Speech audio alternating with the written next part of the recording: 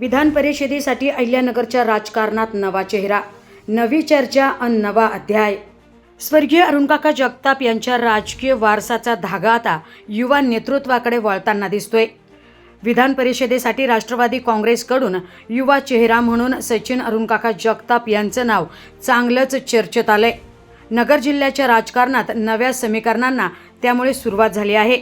सर्वसामान्य कार्यकर्त्यांपासून ते जिल्ह्यातील राजकीय वर्तुळापर्यंत एकच चर्चा रंगली आणि ती म्हणजे राष्ट्रवादीला मिळणारा नवा दमदार युवा नेता। अहिल्यानगर जिल्ह्याच्या राजकारणात विधान परिषद निवडणुकीच्या पार्श्वभूमीवर राष्ट्रवादी काँग्रेसकडून युवा चेहरा म्हणून सचिन अरुणकाका जगताप यांचं नाव चर्चेत आहे। स्वर्गीय अरुणकाका जगताप यांच्या राजकीय वारसासोबतच युवकांमध्ये वाढत असलेली लोकप्रियता यामुळे सचिन जगताप यांच्याकडे नव्या नेतृत्वाच्या नजरेतून पाहिलं जातंय। सचिन जगताप हे आमदार संग्राम जगताप यांचे मोठे बंधू असून नगर जिल्ह्यात त्यांचा दांडगा जनसंपर्क आहे।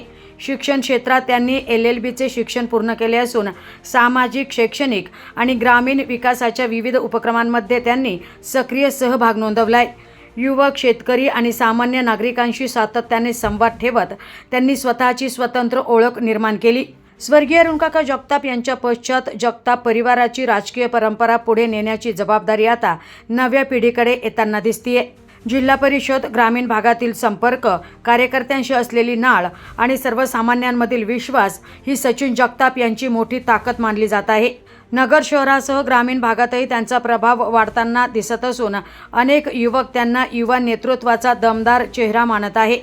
त्यांच्या साध्या स्वभावामुळे आणि संघटनात्मक कौशल्यामुळे कार्यकर्त्यांमध्ये उत्साहाचे वातावरण निर्माण झाले आहे।